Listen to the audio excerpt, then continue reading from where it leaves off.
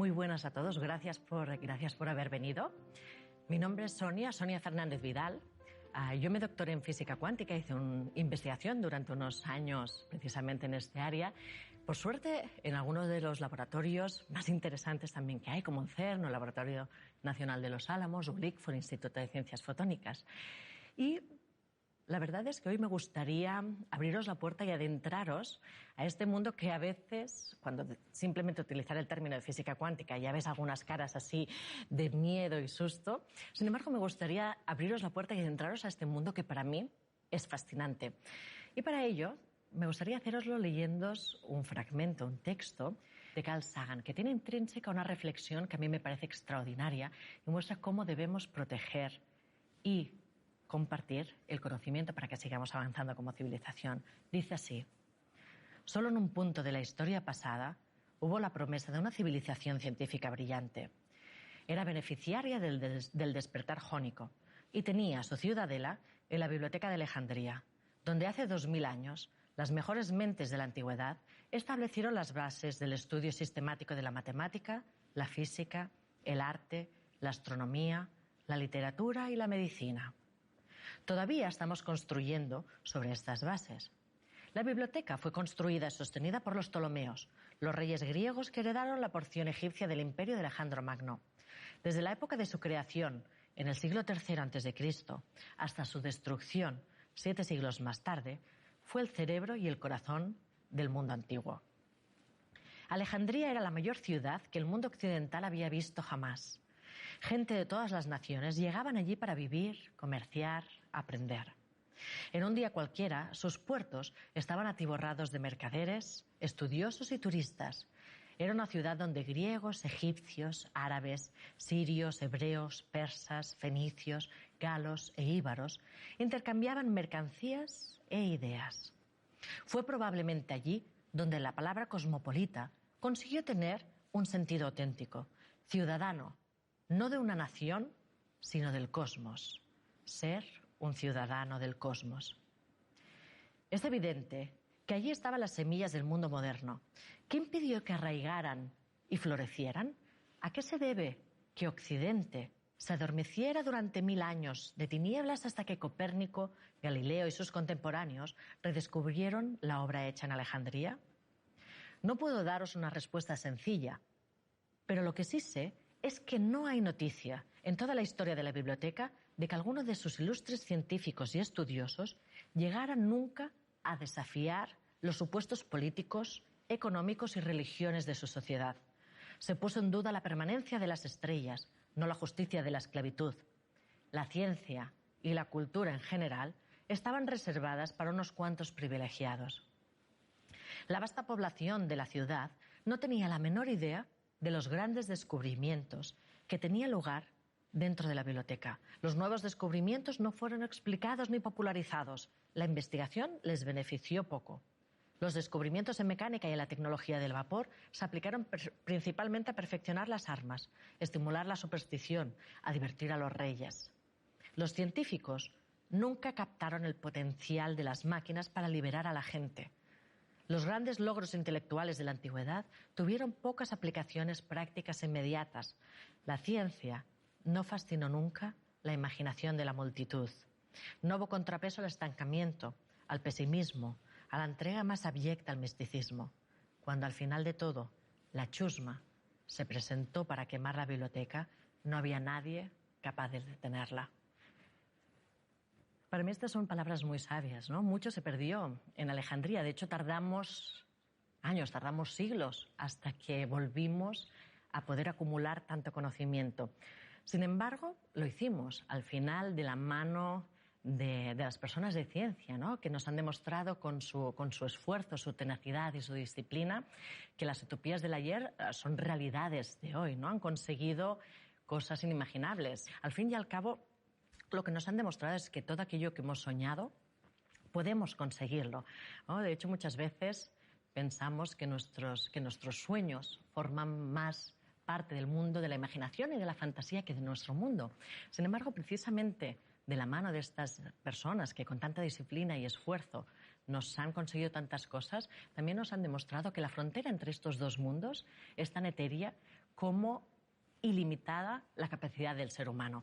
Por lo tanto, debemos atrevernos a soñar, a querer conseguir todo aquello que la humanidad ha soñado desde la noche de los tiempos, y precisamente la ciencia, que a veces nos asusta tanto y nos aparta de esa área tan preciosa de conocimiento, nos ha conseguido muchos de estos sueños. Yo lo que quería era invitaros hoy a abrir esta otra puerta, esta puerta no a la Biblioteca de Alejandría, pero sí a este mundo cuántico, y que pasemos un buen rato divirtiéndonos y sobre todo disfrutando del conocimiento. Hola Sonia. Tú te has especializado en la física cuántica y algunos al escuchar esto nos quedamos alucinados y a otros os fascina este tema. ¿Nos podrías explicar qué es exactamente la física cuántica para que lo entendamos? Es cierto que la física cuántica es un área de conocimiento que a muchos les asusta, pero también fascina por su extrañeza, precisamente. La física cuántica es un poco cómo se ha acabado culminando el conocimiento desde la antigua Grecia, ¿no? Que se empezó a hacer la ciencia y la filosofía para comprender el mundo hasta el día de hoy. Es la teoría, una de las dos teorías que tenemos actualmente para explicar el cosmos. Y básicamente esta teoría lo que nos describe es cómo se comportan las partículas fundamentales, las partículas más pequeñas incluso que los átomos, que nos forman a ti, a mí y a todo lo que vemos a nuestro alrededor. Y lo que se encontraron los científicos de principios del siglo XX, precisamente cuando se adentraron a estudiar la esencia de la materia, es que estas partículas tan pequeñas, estas partículas fundamentales, se comportan de una manera bien extraña, muy antiintuitiva. Parece que pueden estar en dos sitios simultáneamente, pueden atravesar paredes, pueden teleportarse, o pueden tener, en palabras de Einstein, conexiones fantasmagóricas. Lo que le ocurre a una partícula puede estar relacionado con lo que le ocurre a otra partícula, aunque estén en una punta y otra del universo. De hecho, todos estos fenómenos de la física cuántica llegaron a sorprender muchísimo a los científicos, ¿no? Porque ellos venían de la imagen que el universo es como una gran máquina y que todo seguía cierto orden. Sin embargo, a la vez que también nos ha dado muchas tecnologías, también nos ha permitido plantearnos muchas preguntas de una gran belleza intelectual, ¿no? Por ejemplo, ¿qué es la realidad? ¿Existe ahí la luna cuando no miramos? A Einstein le gustaba pensar que sí.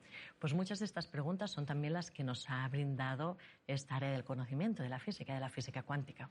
Dejadme que os ponga un ejemplo. Un átomo.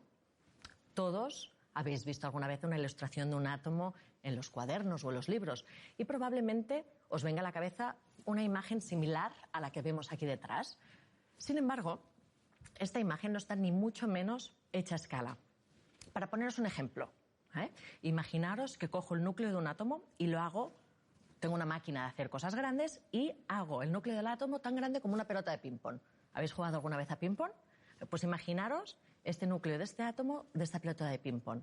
El electrón, que aquí se ve relativamente cerquita, en realidad sería más pequeño que la punta de un alfiler y estaría dando vueltas, imaginaos, para ver las longitudes. Imaginar que este núcleo, la pelota de ping-pong, lo pongo en el centro del Santiago Bernabéu, del campo de fútbol. Los electrones, que decíamos, serían más pequeños que la punta de un alfiler y estarían dando vueltas por la última de las gradas del estadio. Todo el resto, los asientos, el césped, la portería, sería espacio completamente vacío. De hecho, un 99,99999% del átomo está totalmente vacío.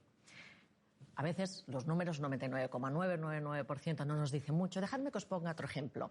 Imaginaros, ahora que hemos visto, ¿no?, estas dimensiones de los átomos y lo alejadas que están y el espacio vacío que hay entre medio. Pero ahora imaginaos que cojo los átomos de toda la humanidad, todas las personas que estamos sobre la Tierra, y cojo los electrones y los núcleos y, en vez de tenerlos tan separados, los acerco, los agrupo todos. Agrupo todas las partículas de todas las personas que estamos sobre la Tierra. Todos nosotros, toda la humanidad, si quitamos el espacio vacío que hay en medio, cabríamos en un simple terrón de azúcar.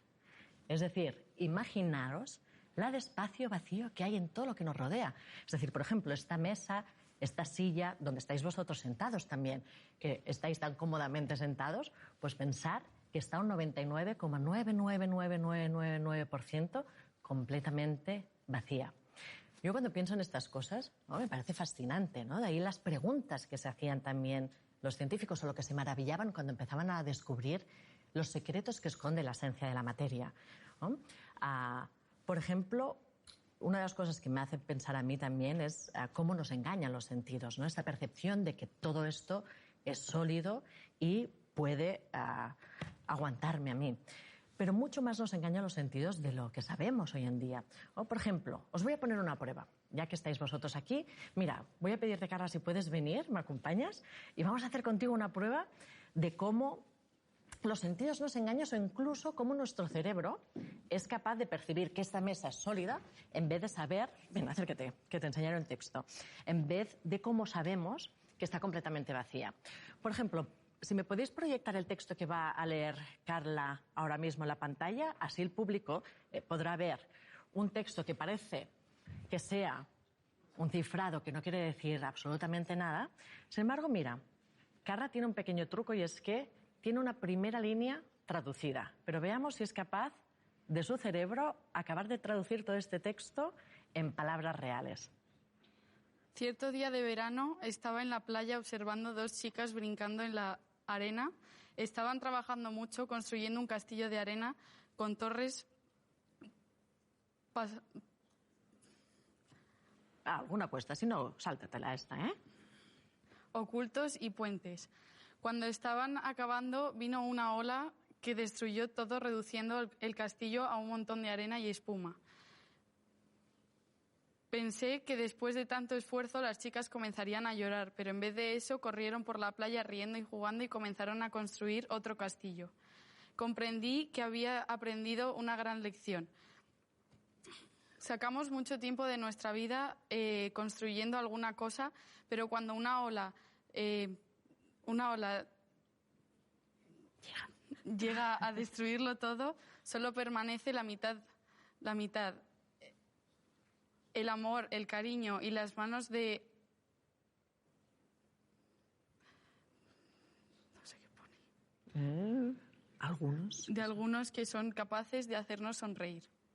Muy bien, fantástico. Bueno, era difícil, pero fijaros cómo nuestro cerebro es muchas veces capaz de, como en este caso, suplir la realidad como nosotros queremos que sea, ¿no? En este caso, como estamos acostumbrados a que sea. Es decir, lo traducimos directamente a un texto. Del mismo modo, nosotros cuando nos miramos a nosotras mismas o incluso tenemos la ilusión de que nos estamos tocando, ¿no? Cuando sabemos que realmente estamos hechos de algo que está, como decíamos, un 99,9999% vacío, e incluso que nuestros electrones de la capa superior de mi mano y los electrones de su brazo ni siquiera se están tocando, sino que es la fuerza electromagnética la que hace la sensación de que nos estemos tocando. Por lo tanto, de ahí vienen estas preguntas, ¿no?, que suscitaban los científicos, que parecían más filósofos que otra cosa. ¿Qué es la realidad? ¿Qué ocurre? ¿Qué es aquello que estamos observando? ¿Es realmente lo que vemos? Muchas gracias.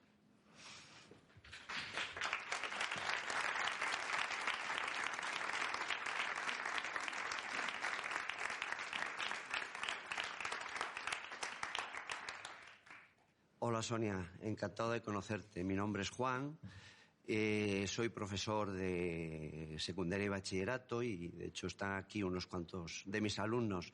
Me gustaría pedirte, por favor, a ver si podrías explicarnos la diferencia entre la física cuántica y la física clásica.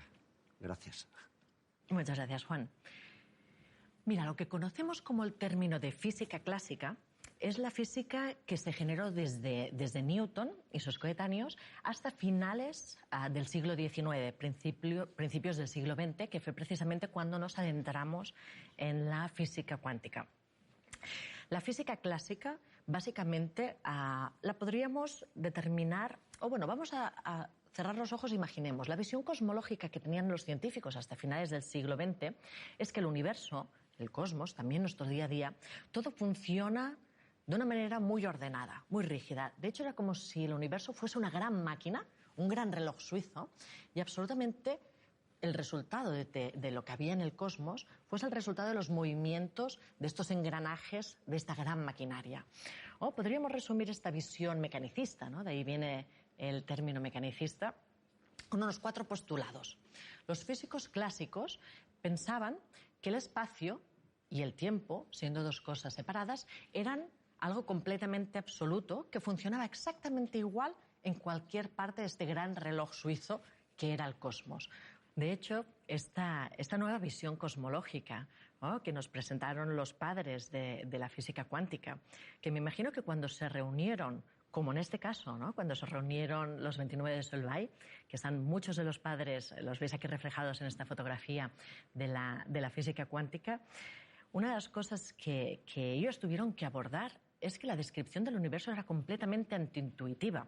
Por otro lado, también sabíamos que la energía, es decir, todo aquello que los científicos estudiaban, podía explicarse o bien a través de ondas, como por ejemplo la luz o el sonido, ¿no?, que ahora está llegando hasta vuestros oídos, o bien por partículas, los átomos o esas partículas con los que los científicos pensaban que la materia estaba hecha.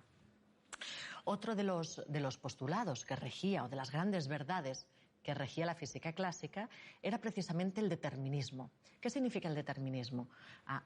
Por ejemplo, las leyes de Newton nos decían que si conocíamos la posición y velocidad de una partícula en un momento determinado, podíamos saber de dónde venía y a dónde iba, es decir, el pasado y el futuro. Por lo tanto, imagínate, ¿no?, un ojo que todo lo viese, que pudiese ver todas las partículas y analizarlas todas, podría saber con toda perfección cuál era el pasado del universo, del mismo modo que podría saber también cuál era el futuro. Por lo tanto, filosóficamente vivíamos en un universo completamente determinado.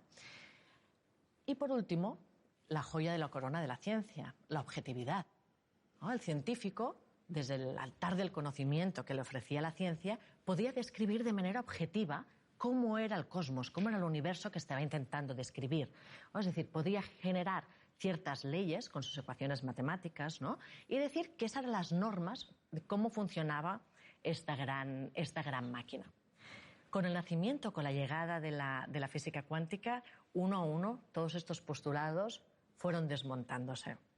De repente, con Albert Einstein, ¿no?, por ejemplo, en su teoría de la relatividad, él hizo uno de los grandes ejercicios de unificación, unificó el tiempo y el espacio, y además hoy en día sabemos que el tiempo no es algo absoluto, que fluye exactamente igual en todos los lados del cosmos, sino que si nosotros mismos nos movemos más rápido, el tiempo pasa más despacito para nosotros, ¿no? Eso es lo que nos dice la teoría de la relatividad, por ejemplo. Por otro lado, otra de las teorías que se desmontó es cómo funciona la energía. Hoy en día sabemos que las ondas son partículas y las partículas también pueden ser ondas. Además, todo depende de cómo lo estemos observando.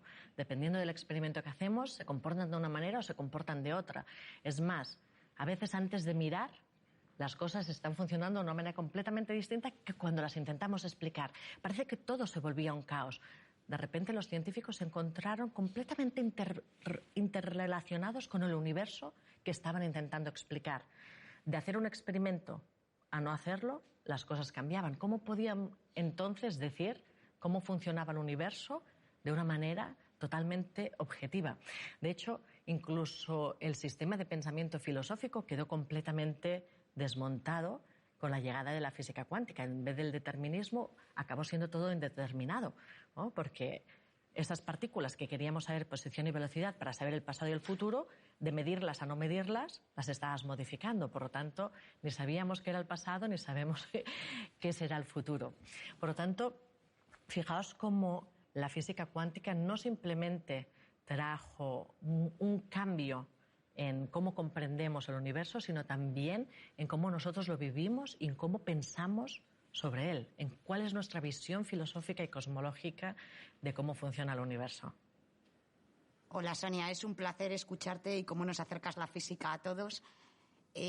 A mí me interesa muchísimo ver la parte emoción y la parte corazón de las personas y qué les lleva a desarrollar su vocación, ¿no? Entonces, ¿cómo encontraste tú y cuándo tu pasión por la física cuántica? Y en mi caso, por ejemplo, a mí me la transmite mi hijo, ¿no? Que desde un mocoso quiere ser físico, pero es cómo nos animarías, ¿no?, a los padres para que transmitamos esa pasión y que persigan aquello que quieren, como has hecho tú. Mira, la verdad es que... Muchas gracias, Rosa, por tu pregunta. La verdad es que yo ya de muy pequeñita tenía muy claro que quería ser científica, quería saber el porqué de todo. Bueno, seguramente son las preguntas eternas que nos hemos hecho desde las noches de los tiempos, ¿no? Y es un poco el de dónde venimos, ¿no? ¿Qué es lo que hay aquí y a dónde vamos? Y con estas preguntas pues las fui arrastrando durante mi niñez hasta que llegué al instituto e hice por primera vez una clase de física. Entonces en ese momento, ¡boom!, de repente se abrieron las puertas para mí, ¿no? Y pensé, diablos, es precisamente esto lo que me está dando respuestas, me están explicando cómo funciona el universo. Fue entonces, ya en segundo, cuando me topé por primera vez precisamente con la física cuántica y experimenté esa sensación que dice aquella frase, ¿no? De que cuando crees que tienes todas las respuestas, llega el universo y te cambia todas las preguntas, ¿no? Y precisamente lo que hizo la cuántica conmigo fue probablemente una pequeña porción de lo que debieron vivir los científicos que se encontraron en el inicios del siglo XX con la física cuántica. Y es que de repente se zarandeó todo mi mundo.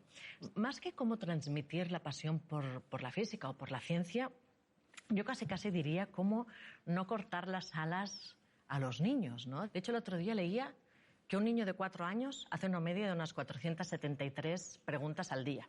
Muchas veces algunas de las preguntas que hacen estos niños son extraordinarias. Recuerdo una anécdota de un compañero físico que contaba, ¿no? Decía, mira, estaba yo haciendo dormir a mi hija pequeña y le estaba explicando la relatividad, que digo yo, vaya cosas para intentar dormir a un niño, pero bueno. Y le estaba hablando cómo la velocidad de la luz es el límite cósmico, ¿no? Que no se puede ir más rápido que la velocidad de la luz. Dice, de repente se levanta de la cama y me dice, entonces, papá, ¿la velocidad de la oscuridad cuál es? Dice, yo me quedé completamente parado y bloqueado diciendo, ostras, ¿cómo le respondo ahora a esto? Estas preguntas que hacen los niños son preguntas muchas veces que tocan la clave. Los adultos, a veces porque también estamos con nuestras cábalas diarias, ¿no? Nuestras preocupaciones, o incluso a veces con nuestras propias frustraciones de no saber todas las respuestas. O muchas veces optamos por decir, anda, vete a jugar, ¿no? Y no molestes a los mayores, ¿no? No hay mejor manera de arrancar las alas de la pasión por el conocimiento que precisamente estas reacciones, cuando quizás lo mejor es decir, si viene un niño y te pregunta cosas como, o una pregunta que me hicieron una vez, ¿no? Si la luna gira alrededor de la Tierra y la Tierra gira alrededor del Sol, ¿alrededor de qué gira el Sol? ¿No? Que sería una pregunta de estas que dices, tierra, trágame, ¿no? Ahora, ¿qué le respondo? Tenemos la opción que decíamos antes, ignorarla y escurrir un poquito el bulto. Sin embargo, si nos animamos y tomamos la decisión de decirle, mira, pues, ostras, la verdad es que no sé la respuesta, pero vamos a investigarla juntos. Si tomamos ese camino, podemos llegar a descubrir que si viajamos 26.000 millones de años hasta el centro de la galaxia, hasta el centro de la Vía Láctea, en realidad descubriríamos lo que algunos astrónomos han descubierto no hace mucho, que en el centro de la Vía Láctea hay un agujero negro supermasivo que es precisamente aquello tan poderoso que es lo que hace que las estrellas de nuestra galaxia, incluso nuestro Sol y nosotros ahora mismo, estemos dando vueltas alrededor de este centro de la galaxia. Es lo que ocurre con la educación también. Muchas veces cuando enseñamos ciencia, ¿qué nos sucede? Nos quedamos atrapados en los detalles, ¿no? Resolvemos las partes de una célula, ayudamos o enseñamos a resolver una ecuación diferencial. De ese modo la ciencia queda inerte, sin vida. En cambio, si llevamos a nuestros estudiantes, si llevamos a nuestros niños más allá de las estrellas, ¿no? Y les enseñamos cuál es el resultado de adentrarse en estas preguntas, en estas cuestiones, pues acaban, y con cuestiones de interés, por ejemplo, que una ecuación diferencial es el motivo por el que el Sol está brillando, y cómo, por ejemplo, con las explosiones de esas estrellas, precisamente como fruto de ese polvo estelar, llegan elementos como el hierro de nuestra sangre, el calcio en nuestros huesos, y acabamos descubriendo algo tan poético como que somos no más que polvo de estrellas. Es entonces cuando la ciencia cobra vida, es entonces cuando podemos enamorar a nuestros niños a que sigan haciendo ciencia y conseguir que hagan lo que deben hacer y que sean grandes exploradores ya desde pequeños. Hola Sonia, me ha llamado mucho la atención que siendo científica y estudiando ciencia hayas sido nombrada una de las 100 personas más creativas del mundo en 2017. Me gustaría saber qué relación le das tú a la ciencia con la creatividad. Bueno, en realidad ciencia y creatividad se alimentan la una a la otra. Fíjate que es curioso que la visión que tenemos muchas veces de los científicos es que son cabeza cuadrados y siempre van haciendo las cosas bien rígidas. Sin embargo, nada más lejos de la realidad. Al fin y al cabo, pensad que los científicos están constantemente explorando cosas nuevas. Yo los veo más que nada como eso, como exploradores, pues se mueven en terrenos donde no ha estado nunca nadie antes. Y sí que es cierto que fíjate cómo la ciencia y la creatividad, probablemente el fruto que vemos nosotros, ¿no?, como espectadores, lo tenemos muy presente en la ciencia ficción, ¿no? Sin ir más lejos, fue Arthur C. Clarke, que era científico, que fue uno de los autores de 2001, Odisea en el espacio, que es una de las obras maestras de lo que es la ciencia ficción. De hecho, Arthur C. Clarke era físico. Y cuando mandáis un WhatsApp o cuando miráis vuestro teléfono móvil, de hecho os podéis acordar de él, porque fue precisamente quien hizo la teoría de que las órbitas geoestacionarias, que son las órbitas que están en la Tierra, podían ser usadas, alrededor de la Tierra, podían ser usadas por los satélites de comunicación. Sin ir más lejos tampoco, tenemos desde hace poco la película Interstellar. La película Interstellar también, su guión estuvo trabajado muy estrechamente con físicos. Hablan de una manera divulgativa, pero también muy precisa, por ejemplo, de lo que son los agujeros negros. Para poder explicar los agujeros negros, que aquí ponen algunos ejemplos buenísimos también, tenemos que remontarnos ni más ni menos que a las explicaciones y a las ecuaciones de Albert Einstein de la teoría de la relatividad general. Einstein, cuando postuló la teoría de la relatividad general, quería dar respuesta a una de las preguntas que habían quedado en el aire desde nada más y nada menos que Newton. Cuando Newton explicó la fuerza de la gravedad, que seguramente todos habéis estudiado en el instituto, en bachillerato, explicaban por qué, como decíamos antes, la Luna gira alrededor de la Tierra, ¿no? Sin embargo, Einstein fue a tocar la llaga, y es cómo funciona la fuerza de la gravedad, algo que ni siquiera Newton había respondido.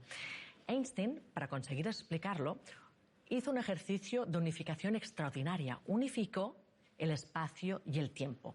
Y lo unificó en lo que él llamaba un tejido espaciotemporal.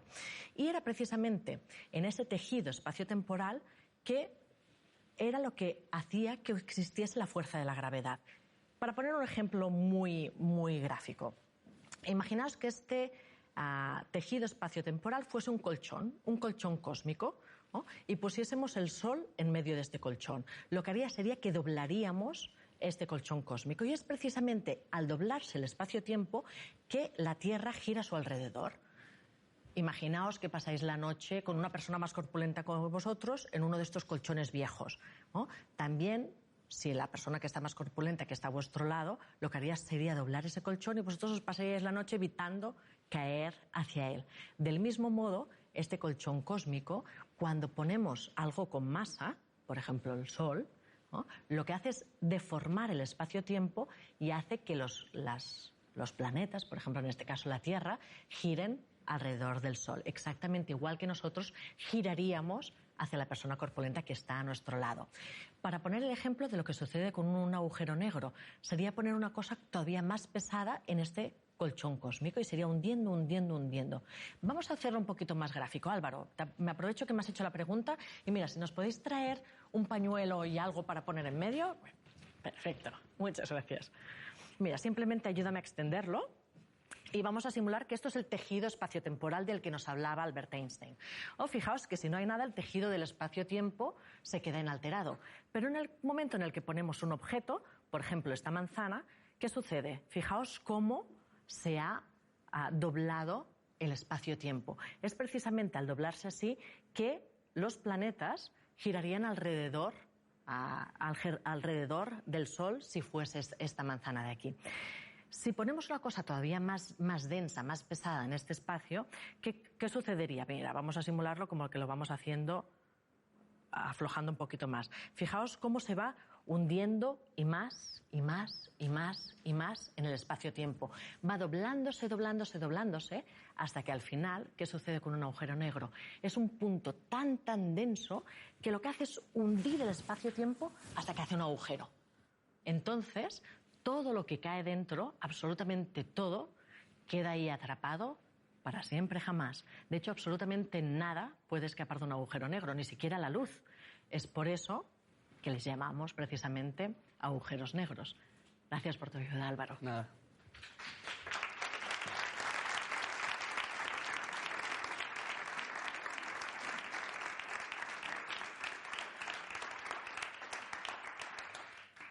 Hola Sonia, eres autora de la trilogía La puerta de los tres cerrojos, donde explicas conceptos de física a adolescentes y que están teniendo también mucho éxito entre un público más adulto, ¿no? ¿Cómo haces para explicar conceptos tan complejos de una manera tan accesible? Bueno, pues ese fue precisamente uno de los grandes retos, ¿eh? Es el meter conceptos, sobre todo en La puerta de los tres cerrojos. Al final, La puerta de los tres cerrojos es una historia de fantasía, es una historia para niños. Bueno, a mí me gusta decir que es para niños de 9 a 99 años, ¿no? Porque normalmente, como lo decíamos ya al principio, ¿no? El término de física cuántica atrae tanto como asusta. Entonces yo recuerdo cuando el motivo por el que acabé escribiendo este libro, esta trilogía, fue precisamente a raíz de una conferencia que estaba dando a público no científico. Y una de estas conferencias la di en casa de un amigo, Francesc Miralles, que es escritor también, y él invitó como público, al igual que estáis vosotros ahora, pero en ese caso eran todos escritores y también editores. Y recuerdo que cuando terminó la conferencia, una de las editoras se acercó a mí y me dijo: Sonia, ¿por qué no plasmamos esto en un libro? Que acabó siendo el libro de La puerta de los tres cerrojos. Y yo pensé, bueno, hay muchos ensayos, hay muchos libros ya de divulgación científica, ensayos para adultos sobre lo que es la física cuántica. Pero lo que pasa es que están hechos y elaborados también de una manera relativamente compleja. Es decir, normalmente el objetivo de estos libros es gente que está acostumbrada a leer libros sobre ciencia. Entonces pensé que a mí lo que me interesaba era precisamente llegar a las personas que les pueda asustar la ciencia, ¿no? Y pensaba cómo brindarles la oportunidad de poder disfrutar de algo que a mi modo de ver es tan apasionante no solo para los científicos, sino también para el público en general. Eso es una diferencia, por ejemplo, en cómo leen un libro como La puerta de los tres cerrojos los adultos y los niños. Los adultos muchas veces cuando les dices que una partícula que nos forma a nosotros también puede estar en dos sitios a la vez, el adulto se queda bloqueado diciendo esto es imposible, ¿no? Esto no es lógico y no es racional. Sin embargo, los niños, que están acostumbrados a la fantasía y a dejarse fluir mucho más, acostumbran a seguir ese concepto y consiguen profundizar mucho más. De hecho, uno de los objetivos de que en La puerta de los tres cerrojos se una la fantasía es precisamente dejar de lado la parte más racional de nuestro cerebro y utilizar el pensamiento lateral. También hago uso dentro del libro de algunos acertijos de pensamiento lateral.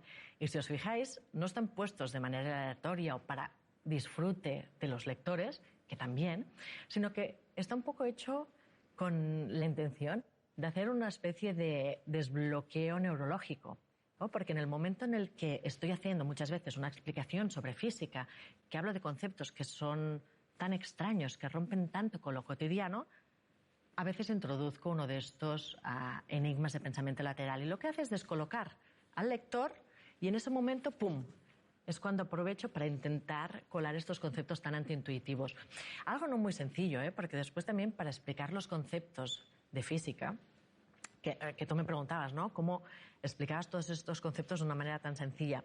La verdad es que para un físico es un poco un reto, porque durante toda la carrera y el doctorado, por ejemplo, nos están enseñando a escribir de una manera muy precisa. De hecho, así es el lenguaje de los científicos, completamente preciso, para que si escribimos un artículo, cualquier otro científico de otro grupo de investigación o incluso de otro continente, solo leyendo aquel artículo, pueda reproducir el experimento que tú has hecho y de esa manera también la ciencia va avanzando, ¿no? También se puede ir verificando. Sin embargo, lo que tuve que hacer para escribir La puerta de los tres cerrojos es olvidarme de ese lenguaje tan preciso y utilizar la magia, la fantasía, las metáforas y las historias para explicar estos conceptos tan antiintuitivos. Pero bueno, fue muy divertido. Tanto es que no me quedé en uno, sino que acabó convirtiéndose en una trilogía. Hola, Sonia. Te hemos leído en numerosas ocasiones que la filosofía y la ciencia tienen mucho que ver. ¿Podrías explicarnos la relación que tienen filosofía y ciencia? para los antiguos griegos, que fueron los que un poquito empezaron a intentar descifrar cómo funcionaba el cosmos, el universo en el que vivimos, filosofía y ciencia, filosofía y física estaban completamente entrelazados y iban de la mano. Sin embargo, esa escisión se hizo un poco precisamente cuando nació el mecanicismo, la física clásica, cuando en realidad física y ciencia y filosofía, o ciencia y humanismo, están mucho más entrelazadas de lo que nos pensamos.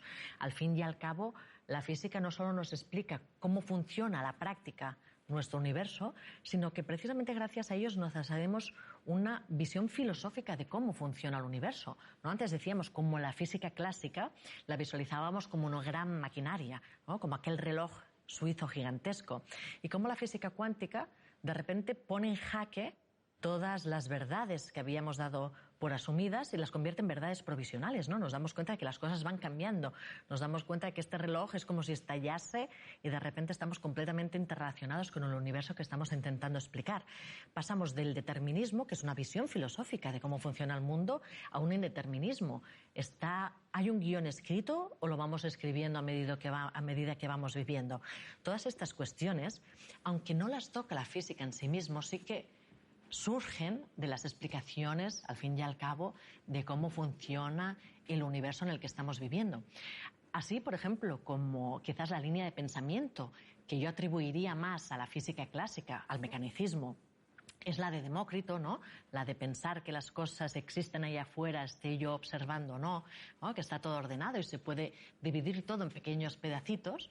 Para mí, la línea de pensamiento que se acerca más a la física cuántica es quizás la de Platón, y sobre todo recordando el mito de la caverna. No sé si lo conocéis todo, pero bueno, os lo voy a recordar si no. El mito de la caverna de Platón decía qué sucedería si cogiésemos a unas personas que nunca hubiesen visto absolutamente nada, las encerrásemos en una cueva y pura y simplemente su percepción de los objetos fuese a través de sombras, es decir, los forzarían solo a ver las paredes de la cueva y las sombras de objetos reales que pasaban por detrás de ellos. Para esas personas, la realidad sería en 2 dimensiones, sería una realidad de sombras, ¿no?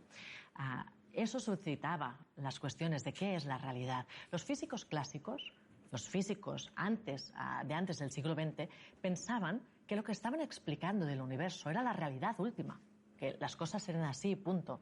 Sin embargo, hoy en día, los científicos sabemos que el mundo que estamos explicando es pura y simplemente unas sombras, igual que aquellas personas del mito de Platón que estaban condenadas a ver ese universo en 2 dimensiones y a expresar solo las sombras, ¿no? Y jeroglíficos de cómo funciona el universo. Por lo tanto, hoy en día, básicamente, casi sabemos que sabemos bien poco de aquello que estamos intentando estudiar. A mí me parece un ejercicio de humildad también esperanzador, ¿no? Y de pasión, de ver que estamos por ahí simplemente a las orillas de un océano cósmico por explorar. Pero fijaos cómo la influencia de nuestra visión cosmológica, de cómo funciona el universo, de la filosofía que hay por detrás, cambia muchísimo. Y ya no solo hacia afuera, sino también hacia adentro, ¿no? Cómo nos comportamos nosotros en nuestro día a día con toda aquella que nos rodea. Para mí, por ejemplo, una de las visiones, uno de los ejemplos de la física que pone de manifiesto esta nueva manera de observar la realidad es la dualidad de onda-partícula que hablábamos antes. Fijaos cómo los científicos, los mecanicistas, pensaban que la luz, por ejemplo, era una onda similar al sonido. Vosotros sabéis que me estáis escuchando porque la voz se propaga como una onda hasta que llega a vuestros oídos, que hace como detector, ¿no? Y podéis escucharme. Pues la luz es una onda, no exactamente igual, pero una onda similar. Los físicos clásicos asumieron y aceptaron que la luz era una onda. Sin embargo, por ejemplo, en 1905, un joven trabajador de una oficina de patentes, de hecho era un oficial de tercera, llamado Albert Einstein, publicó unos artículos que cambiarían completamente a la física. Hoy uno de ellos era precisamente sobre la naturaleza de la luz y consiguió explicar el efecto fotoeléctrico precisamente aceptando que la luz estaba formada por partículas, por pequeñas bolitas de billar. Con eso rompía completamente el concepto de que la luz era una onda. Sin embargo, conseguía explicar un experimento que era el experimento del efecto fotoeléctrico. Sin embargo, fijaos que los científicos, aunque consiguieron explicar el efecto fotoeléctrico gracias a la explicación de Einstein, quedaron un poco consternados porque decían, bueno, al final, la luz, ¿qué es? ¿Es una onda o es una partícula, como dice Albert Einstein y nos dice el efecto fotoeléctrico? Sin embargo, Einstein, que probablemente ya tenía bastante flexibilidad mental, dijo, el problema no es si la luz es una onda o una partícula. No está en la respuesta, sino en la pregunta que nos estamos haciendo. La luz no es una onda o una partícula, sino que es las dos cosas simultáneamente. Pero todavía es más curioso con la luz. Dependiendo de cómo miremos la luz o de cómo le preguntemos a la luz lo que es, nos da una respuesta o nos da otra. Si hacemos, por ejemplo, el experimento de la doble ranura en el que hay interferencias de luz, o como las que podemos ver en efectos ópticos que hay aquí en esta sala, la luz nos responderá que efectivamente es una onda, como la del sonido que decíamos antes. Sin embargo, si hacemos el experimento del efecto fotoeléctrico, la luz nos responde que es una partícula. Es decir, fijaos cómo dependiendo de la pregunta que le hacemos, dependiendo de cómo la estamos mirando, la luz se comporta de una manera o se comporta de otra. Pues llega a ser incluso un poquito caótico. A mí me gusta mucho la imagen que veis aquí atrás, porque para mí ejemplifica muy bien el ejercicio que hizo Albert Einstein, ¿no? Veis que la figura no deja de ser un cilindro, pero los que miran la proyección de esta figura desde este lado de aquí, lo que observan es un cuadrado. Sin embargo, los que lo miran desde la otra proyección, lo que están observando es un círculo, ¿no? Y uno diría que un círculo jamás puede ser un cuadrado. Sin embargo, lo que hizo Albert Einstein, o lo que hay que hacer muchas veces, ¿no?, en las situaciones que vivimos en nuestro día a día, es ponernos desde otra perspectiva y ver que efectivamente un cilindro, dependiendo de cómo se mire, puede ser o bien un cuadrado o puede ser un círculo. Con la luz o con las partículas sucede lo mismo. Pueden comportarse como ondas o como pequeñas bolitas de billar, de materia que nosotros conocíamos.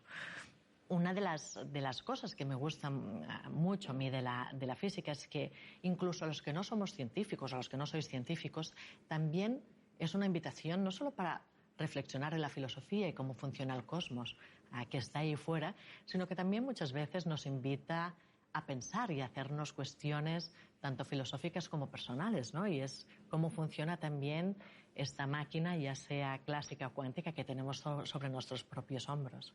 Hola Sonia, encantada de conocerte. Mira, se escucha que la física cuántica promete importantes cambios tecnológicos y que junto con la inteligencia artificial va a jugar un papel muy importante en el desarrollo y el avance de nuestra sociedad. ¿Qué nos puedes contar sobre esto? Muy bien, fíjate que cuando hablamos de física cuántica, ¿no?, un poquito como hasta ahora, a veces parece que estemos hablando de cosas completamente abstractas, ¿no?, del mundo de los físicos teóricos, y que, básicamente lo que hagamos los físicos cuánticos es que nos encerramos en laboratorios y hacemos unas elucubraciones mentales de lo más extrañas. Sin embargo, nada más lejos de la realidad. La física cuántica es totalmente pragmática. De hecho, de momento es la teoría científica más precisa que hemos tenido jamás. No ha habido hasta la fecha de hoy ningún experimento que lo invalide, y de hecho nos ha dado una precisión a la hora de realizar medidas o hacer experimentos que jamás habíamos tenido nunca. Y para ponernos un poco más mundanos, más de un tercio de nuestra economía depende de la física cuántica. Solo hace falta entrar en un supermercado o en un centro comercial para darnos cuenta de que la física cuántica la tenemos en nuestro día a día. Solo entrar, las puertas, cuando se abren de manera automática, es precisamente gracias a una célula fotovoltaica, ¿no? Es lo que hace la magia de que las puertas no necesiten que nosotros hagamos ningún esfuerzo.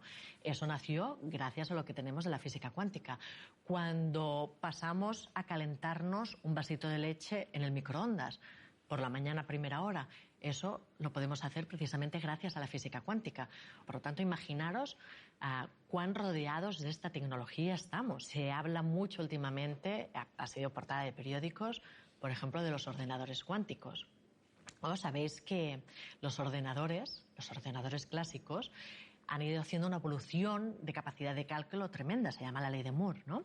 Cómo va creciendo exponencialmente la potencia de nuestros ordenadores. Pero fijaos cómo aunque los ordenadores clásicos crezcan de manera exponencial, también lo hacen porque los chips los van haciendo cada vez más pequeños. Pero echa la ley, echa la trampa.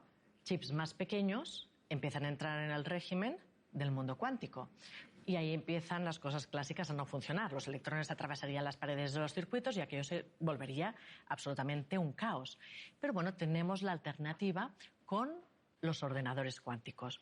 Los ordenadores cuánticos, en vez de con bits, sabéis que los ordenadores clásicos funcionan con bits de información, unos y ceros. Pasa corriente, tenemos un 0, un 1, no pasa corriente, tenemos un 0 y así generan sus algoritmos.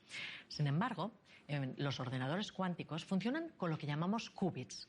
No es un 0 o un 1, sino con ceros y unos simultáneamente.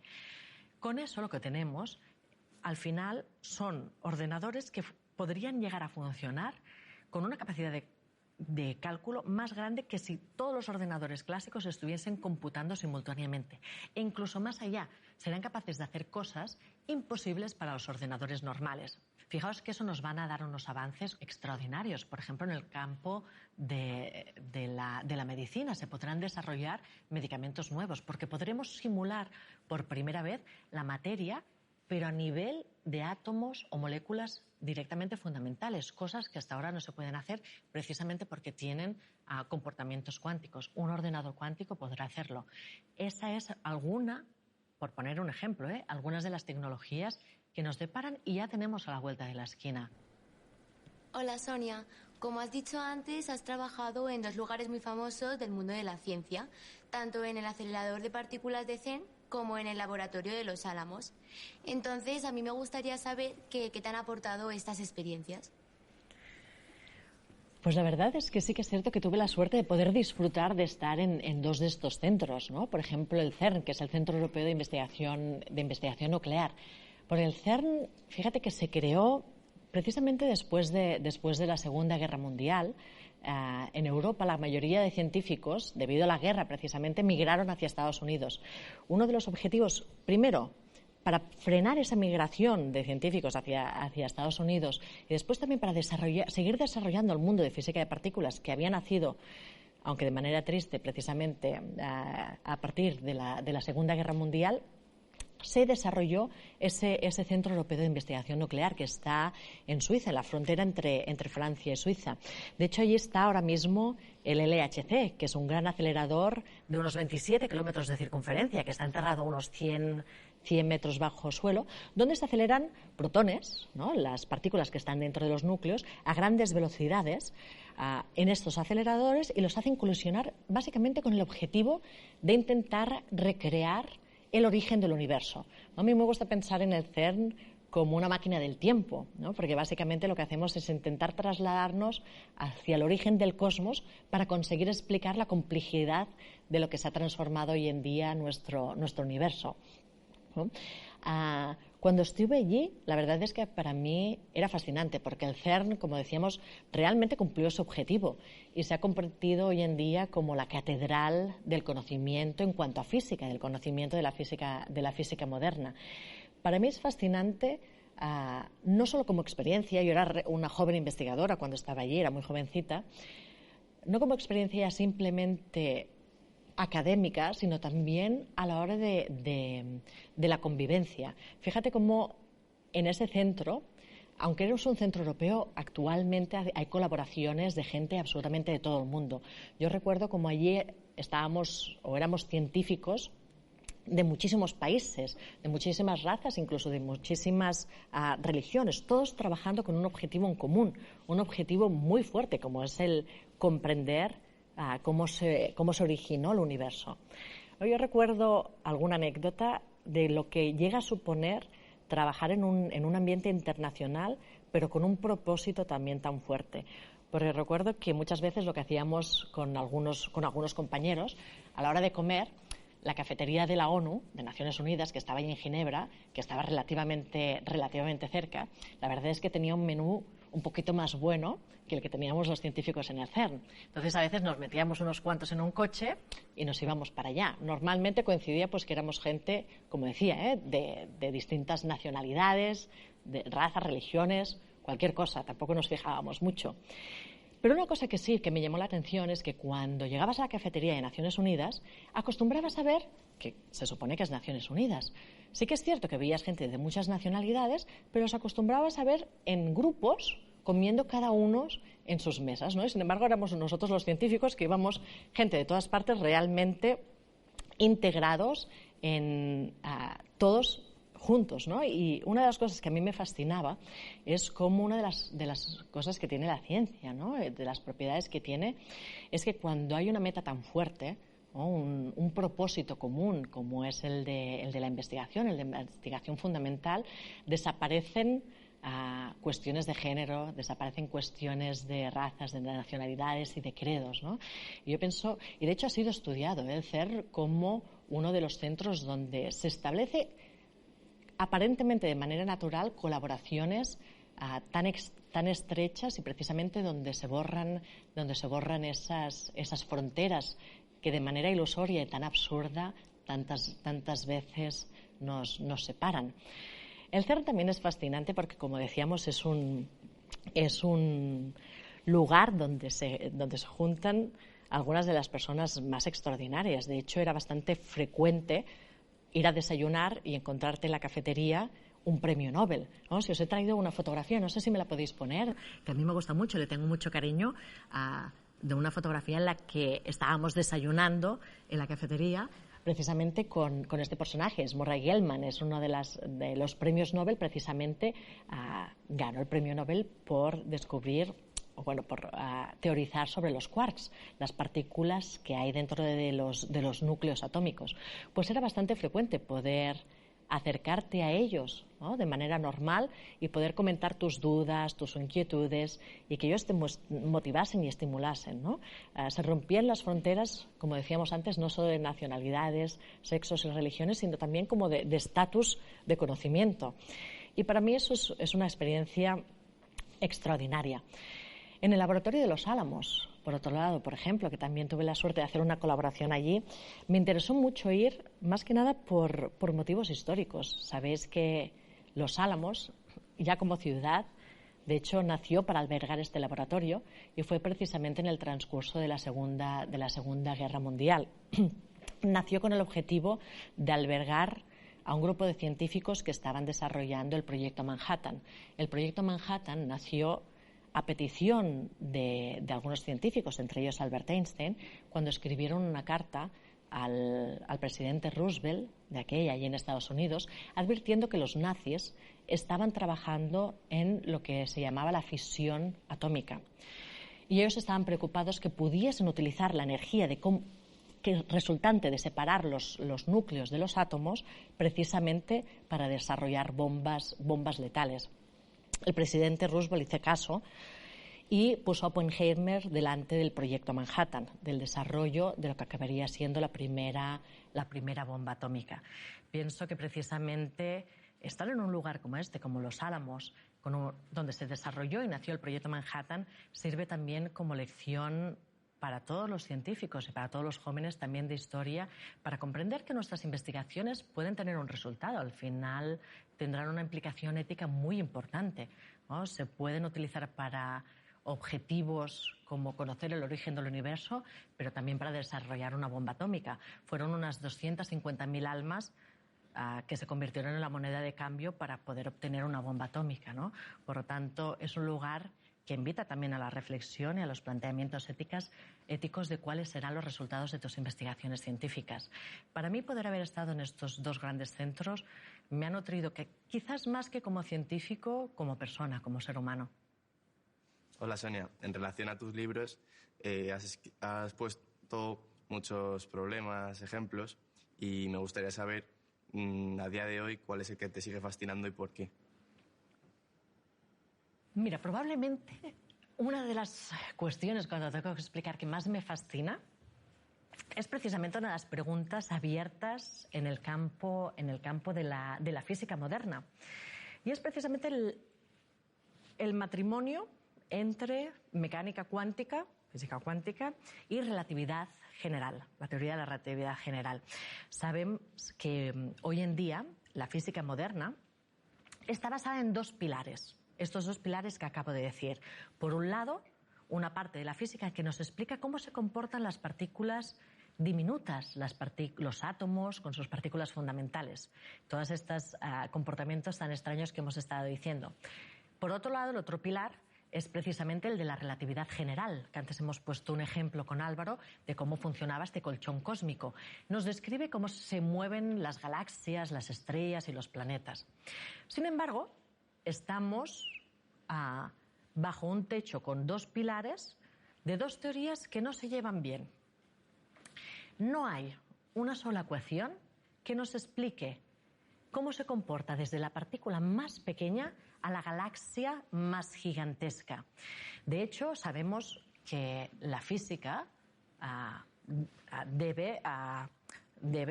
sus teorías deben cumplirse siempre. Si las leyes de la física cuántica se cumplen siempre y las leyes de la relatividad se cumplen siempre, hoy en día, en física, resulta que tenemos dos siempres distintos. No se llega a hacer una conexión, como decíamos, desde lo más pequeño hasta lo más grande. Esta es una de las grandes incógnitas que todavía vive hoy en día en el mundo de la física, y es si existe esa teoría unificada, una teoría que nos podamos imprimir en una camiseta y que nos explique desde lo más pequeño hasta lo más grande. De hecho, sí que es cierto que hay algunas candidatas a teorías, como es, por ejemplo, la teoría de cuerdas. No sé si alguna vez habéis oído hablar de ella. Básicamente, la teoría de cuerdas nos dice que incluso más allá de estas partículas fundamentales que nosotros decíamos, absolutamente todo en el cosmos está formado por pequeñas cuerdas. Y dependiendo de cómo oscilan o vibran esas cuerdas, surgen unas partículas como el electrón u otras, ¿no? Como los fotones o como los muones, etcétera, etcétera. Básicamente sería como cuando coges un violín, ¿no? No sé si sois músicos, dependiendo de dónde pones el dedo, ¿no? Surge una nota o surge otra. Pues de hecho la teoría de cuerdas postula que es como si fuera una sinfonía cósmica. Dependiendo de cómo vibran estas pequeñas cuerdas, surge unas partículas o surgen otras hasta generar el mundo, el universo que vemos hoy en día. Esta teoría de cuerdas, que de momento es más una hipótesis que una teoría, porque básicamente es una hipótesis matemática muy elegante, pero todavía no se ha podido falsear mediante un experimento, que es lo que hoy en día nos denota la buena ciencia, ¿no? Que las hipótesis pueden ser contrastadas con experimentos. Sin embargo, sí que es cierto que es una teoría muy elegante. Aparte de conseguirnos explicar o unificar desde lo más pequeño a lo más grande, lo hace, sin embargo, a costa de otras cosas que también nos pueden resultar un poquito extrañas. Y es que la teoría de cuerdas, para que pueda existir, nos dice que no vivimos en un universo de 3 dimensiones espaciales y una temporal, ¿no? Alto, ancho y largo, más el tiempo, sino que vivimos en un universo de 14 dimensiones. Es decir, muchas más de las que incluso nuestro cerebro puede ser capaz de comprender. A mí me gusta mucho una analogía, no sé si conocéis la de Mundo Plano, Flatland, que era de un autor, volviendo otra vez a un neurohumanismo y ciencia, ¿no? que habíamos mencionado antes, un autor que narraba cómo sería un mundo en el que se vive en 2 dimensiones, ¿no? Cómo sería casi imposible concebir el arriba y el abajo. Pues un poquito nos pasa lo mismo que a los ciudadanos que vivirían en este mundo de Flatland, ¿no? de simplemente 2 dimensiones. Tenemos que abrir nuestra mente, por abstracto que nos parezca, a intentar aceptar que probablemente vivimos en un mundo con más dimensiones que aquellas que nuestros sentidos y nuestro cerebro y nuestra lógica nos permite asumir e interiorizar. Hola Sonia, yo soy Hugo y mi pregunta es que ¿cuáles son los obstáculos que tiene a día de hoy el progreso científico? Mira, yo listaría quizás como 3 algunas de las barreras que el progreso científico tiene que conseguir atravesar. Mira, la primera de todas sería esta escisión que hay entre humanismo y ciencia. Fíjate que en los últimos años el conocimiento científico se ha ido encerrando en los departamentos de las universidades, ¿no? Que acaban oscureciéndolo casi más que en los antiguos oráculos de Delfos, ¿no? Y bajo el nombre de física de materia condensada, óptica cuántica y nombres tan extraños, parece que se vaya enterrando y especializando todo este conocimiento. De hecho, había un humanista, filósofo, que decía que en la sociedad moderna nos estamos especializando tanto que vamos sabiendo cada vez más de cosas más pequeñas hasta que al final lo sabremos todo de nada, ¿no? Yo pienso que precisamente esta frase muestra muy bien o plasma muy bien uno de los problemas de esta excesiva especialización, ¿no? Y de esta escisión tan fuerte que hay entre humanismo y ciencia. Por otro lado, y otro de los grandes retos que tiene la ciencia, y sobre todo, por ejemplo, en nuestro país, y de las barreras que tiene que atravesar sí o sí, es precisamente en los recortes tan fuertes que hay en investigación, en I+D, I+I. Fijaos cómo son alarmantes los datos que da la Confederación de Sociedades Científicas. Alertó que así como en países europeos se ha aumentado como un 27,4% las inversiones en I+D+I, en España las hemos recortado más de un 15%. Es decir, llevamos más de 20.000 millones de recortes en ciencia acumulados. Invertimos menos hoy en investigación y en desarrollo que hace 10 años. Estamos hoy en día, y no paramos de verlo en las noticias, la de fuga de talentos a la que estamos sometidos. En España estamos formando científicos extraordinarios, tenemos estudiantes brillantes, eso es dinero, es oro en estado puro, y estamos dejando que se escape al extranjero. De hecho, sí que es cierto que en estos últimos años hemos estado pasando por crisis económicas muy fuertes, y en una sociedad, en democracia como vivimos, somos nosotros, somos los ciudadanos los que deberíamos presionar a nuestros políticos para que destinen los presupuestos a aquello que nosotros consideramos que es importante. Por eso también pienso que es importante que seamos conscientes los ciudadanos del impacto económico que tiene invertir precisamente en ciencia y en desarrollo, o porque muchas veces pensamos o tenemos la falsa creencia de que esos presupuestos van a parar a un saco vacío, y sin embargo nada más lejos de la realidad.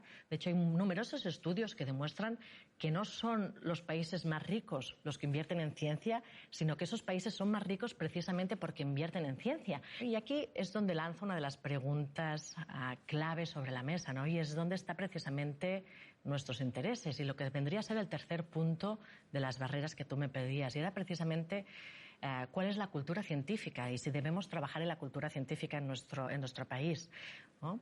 Pienso que era Ramón y Cajal quien dijo que al carro de la cultura en España le faltan las ruedas de la ciencia, y pienso que así es, ¿no? Probablemente todos reconocemos cuando vemos las caras de los famosos en los periódicos, ¿no? A todos nos interesa pues dónde han ido de vacaciones, qué coches han comprado.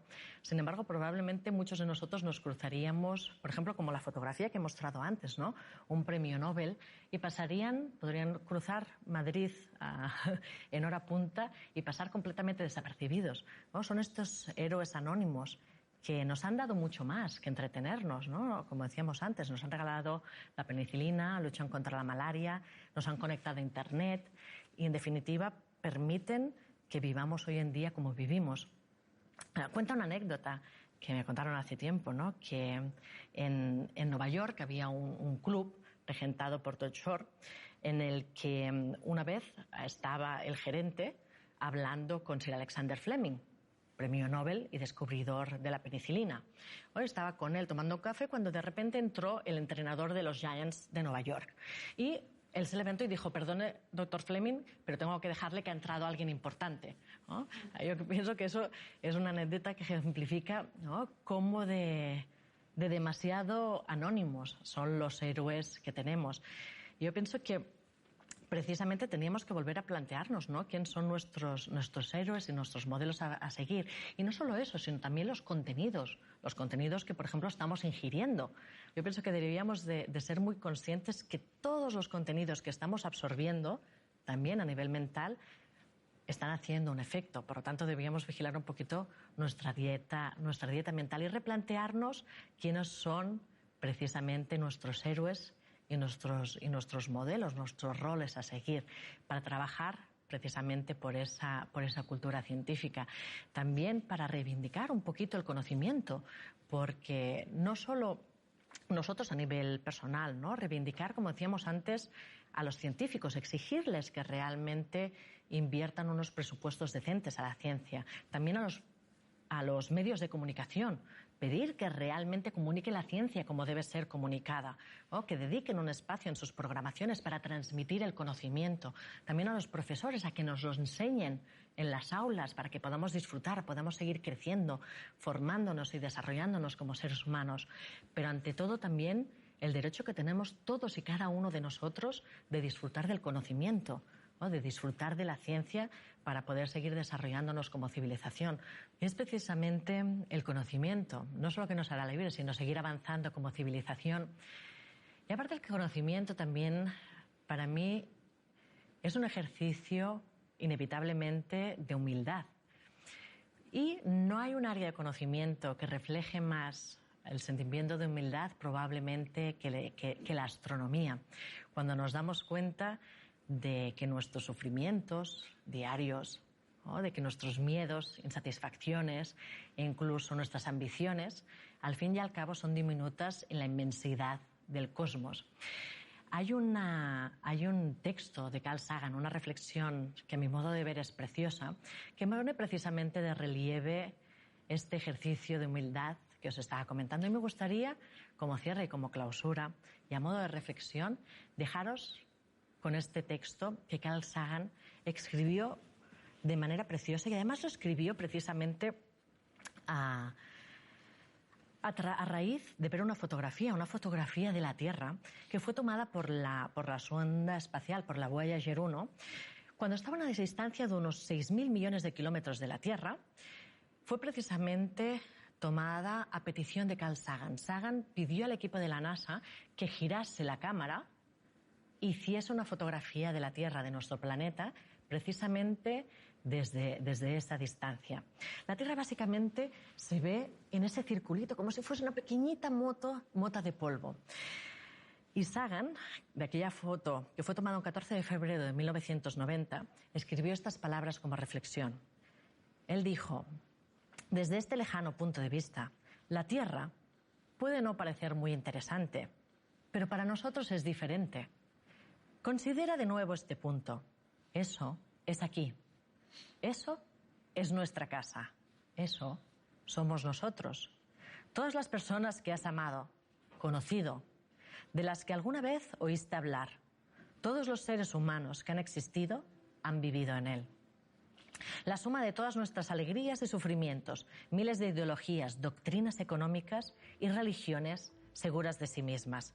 Cada cazador y recolector, cada héroe y cobarde, cada creador y destructor de civilizaciones, cada rey y campesino, cada joven pareja enamorada, cada madre y padre, cada niño esperanzado, cada inventor y explorador, cada profesor de moral, cada político corrupto, cada superestrella, cada líder supremo, cada santo y pecador en la historia de nuestra especie ha vivido ahí, en una moto de polvo suspendida en un rayo de sol.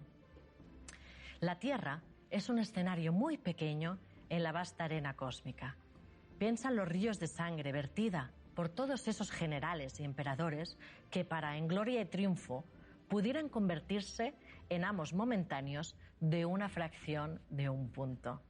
Piensa en las interminables crueldades cometidas por los habitantes de una esquina de este píxel sobre las apenas distinguibles habitantes de alguna otra esquina.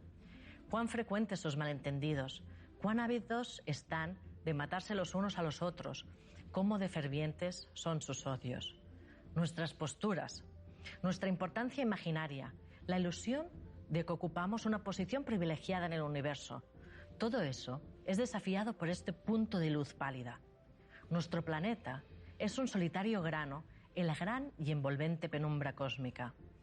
En nuestra oscuridad, en toda esta vastedad, no hay ni un indicio de que vaya a llegar ayuda desde ningún otro lugar para salvarnos de nosotros mismos. La Tierra es el único mundo conocido hasta ahora que alberga vida. No hay ningún otro lugar, al menos en el futuro próximo, al cual nuestra especie pudiera migrar. Visitar sí, colonizar aún no. Nos guste o no, por el momento, la Tierra es donde tenemos que quedarnos. Se ha dicho que la astronomía es una experiencia de humildad y formadora de carácter. Tal vez no haya mejor demostración de la locura de la soberbia humana que esta distante imagen de nuestro minúsculo mundo. Para mí, subraya nuestra responsabilidad de tomarnos los unos a los otros más amable y compasivamente y de preservar y querer ese punto azul pálido, el único hogar que siempre hemos conocido. Muchas gracias.